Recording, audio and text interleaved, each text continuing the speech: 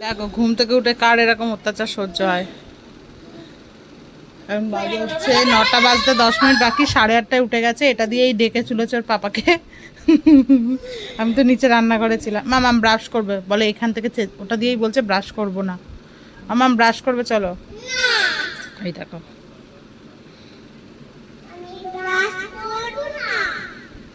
পেটাবো, ধরো কি আমি কিন্তু এবার রেগে যাচ্ছি, সত্যি সত্যি রেগে যাচ্ছি। আমি আজকে এখান থেকে কথা বলবো, রেগে গেলেও এখান থেকে বলবো, যাতে তুমি আমাকে আর চেল্লাতে না হয়। ব্রাশ করবে তাড়াতাড়ি, ব্রাশ পেস্ট নিয়ে এসো। কত বলে পেস্টটা নিয়ে আসো, আমি কিন্তু ইয়ার্কি মারছি না, সিরিয়াসলি বলছি। পেস্টটা নিয়ে আসো, পেস্টটা নিয়ে আসো।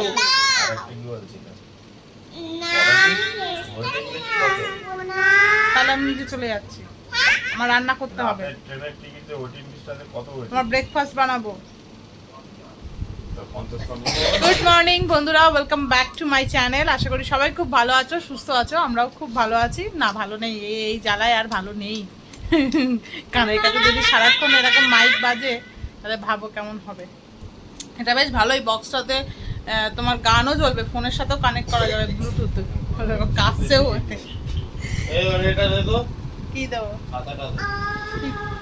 ছুটি ছুটির খাতা। দাঁড়াও, তুমি বসো, আমি এক্ষুনি আসছি।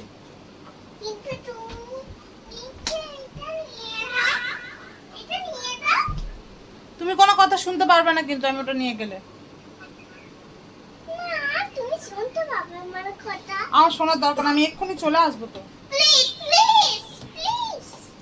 কি জ্বালাতন।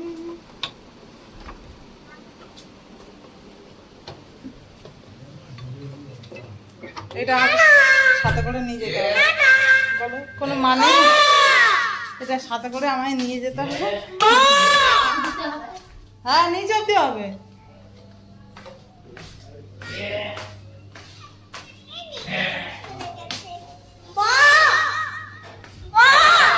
কি জানা তো,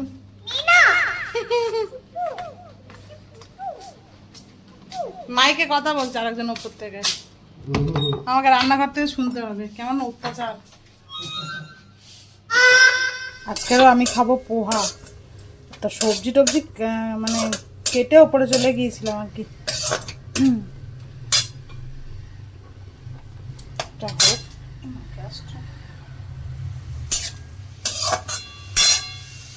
এটা হোক ততক্ষণ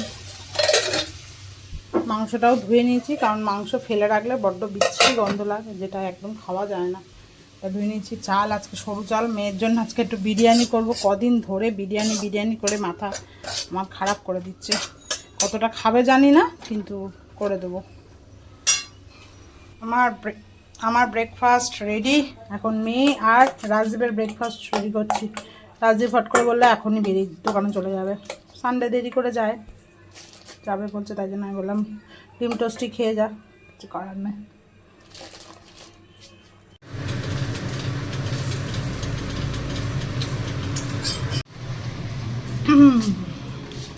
বাবা কি ছিল রে, না মাম্মাই মা খেয়ে না। কি খাচ্ছে ওটা? সকালবেলা অত বড় বাতাসা, রাখ রাখ রাখ। মেয়েকে তো দিয়ে দিয়েছি, এবার রাজদীপেরটা বানাচ্ছি। আর একদিকে মাছ ভাজতে বসিয়ে দিয়েছি বাবার জন্য, কারণ বাবা তো চিকেন খাবে না। বেগুন দিয়ে মাছের ঝোল হবে। আর মায়ের আজ থেকে শুরু হলো নিরামিষ, নবরাত্রি। তো মা কিছুই খাবে না, নিরামিষ। সকালবেলা উঠে মা রুটি বানিয়ে নিয়েছে।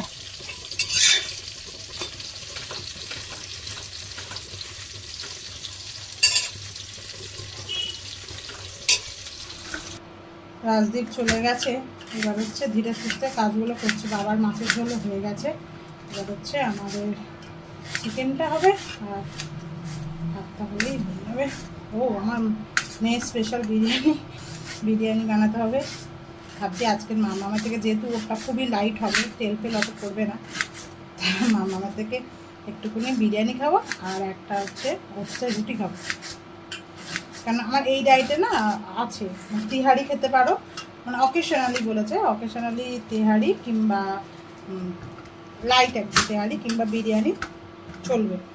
তো ভাবলাম আজকে যে কালে বানাচ্ছি লাইট, তাহলে একটুখানি খাওয়াই যাক।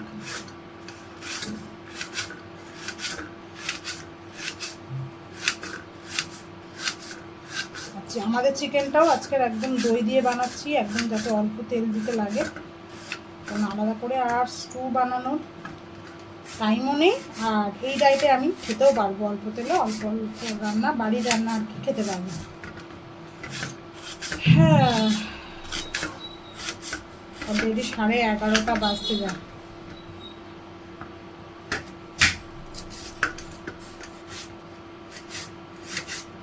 আমার একটা চপার আছে, বাট ওই সেই চপারটা আর ইউজই করা হয়, চপার বলছি চপার বোর্ড যেগুলো হয় সে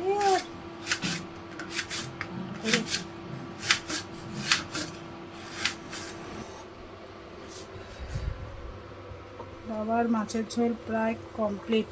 আলু দিইনি আজকে, শুধু বেগুন দিয়ে। আচ্ছা, এখন 1:30, এত শশা খাস না, ভাতটা খেতে পারবি না, বিরিয়ানিটা নষ্ট হবে। তো ভাত নিয়ে চলে এসেছি, আজকাল আর আমার রুটি বানানো হয়নি যথারীতি। তা একদম একটুখানি ভাত এনেছি, খেয়ে নেবো, কিছু করার নেই। ডিনার নয়, লাঞ্চ, স্যালাড, এই হচ্ছে আমার ভাত। কারণ ভাত একদম অল্প এনেছে, কারণ মামামের এই যে বিরিয়ানি দেখতে পাচ্ছ একদম সাদা ফেটা, এই বিরিয়ানি বাঁচবে। আমার এত শশা খেও না, বিরিয়ানিটা খেতে পারবে না, কথাটা শোনো। হাত ধুয়ে আসো, যাও মেনকাদিকে বলো হাত ধুয়ে দিতে।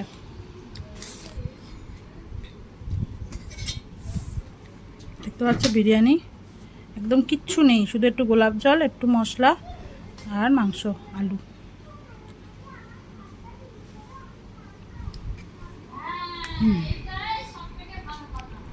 কেমন লাগছে? ভালো। ভাত খেয়েছো একটু আগে? কই খাও দেখি।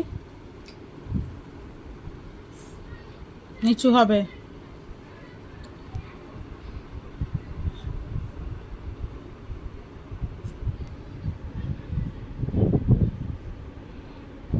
পেঁয়াজ কামড়াচ্ছে। চিকেন নাও।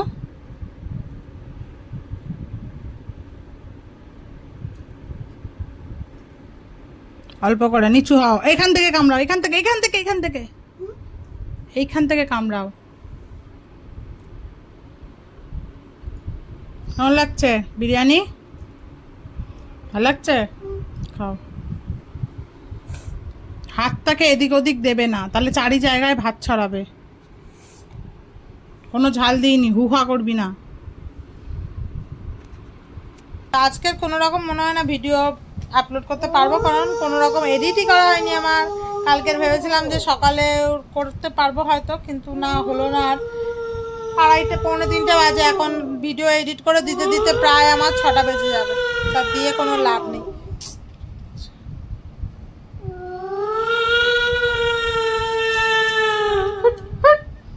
থামাতে বলছি। আজকে তাড়াতাড়ি ড্রয়িং ক্লাসে দিয়ে চলে এসেছি, এখন 4টে বাজেনি, 5 মিনিট বাকি আছে। এবার শান্তি করে বসে আমি এডিটটা করব। তো আশা করছি যতক্ষণ মেয়েকে আনতে যাব ততক্ষণের মধ্যে হয়ে যাবে। আজকে আর ঘুমাবো না মানে এমনি অন্যদিনও ঘুমাই না, তাও আজকে আর ঘুমাবো না, কারণ আজকে তাড়াতাড়ি ঘুমিয়ে পড়তে পারবো। মেয়ে যেহেতু সারাদিন ঘুমাবে না, ও তাড়াতাড়ি ঘুমিয়ে পড়বে, তো ওর সাথে আমিও ডিনার করে তাড়াতাড়ি শুয়ে পড়বো। চলো এডিটটা করে নিই। আমার ছুটি হয়ে গেছে, জেমস খেতে খেতে বাড়ি যাচ্ছে। আমার ভিডিও এডিট করে পুরো কমপ্লিট করে দিয়েছি, 6টার সময় লাইভও হয়ে যাবে। 6টার সময় লাইভও হয়ে যাবে, জানি না কজন দেখবে, কারণ কোথায় 3টে আর কোথায় 6টা। যাই হোক, ভাবলাম প্রথমে ভেবেছিলাম যে কালকে করব, মানে কালকে দেবো আর কি, ভাবলাম থাক, এমনি মাঝখানে একদিন গ্যাপ গেছে, ওই জন্য দিয়েই দিলাম, দেখা যাক কি হয়।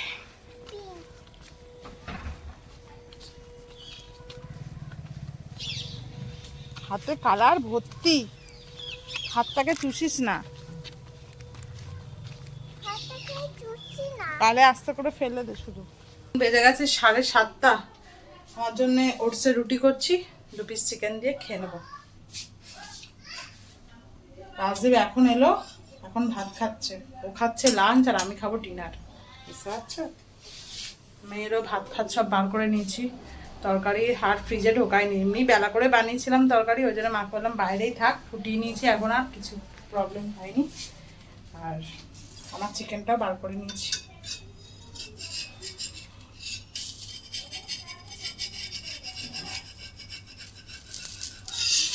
ভালো হয়েছে চিকেনটা?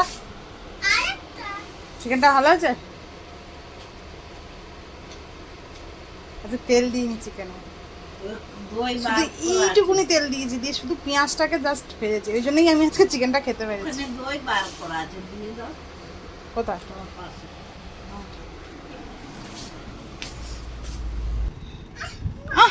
দাঁড়া, আমি একটু ভিডিওটা করে নিই, তারপর গানটা চালাচ্ছি।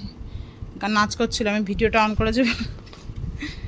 এই হচ্ছে আমার আজকের ইয়াম্মি ডিনার, আজকের চিকেন আর ওটস রুটি। খাবি?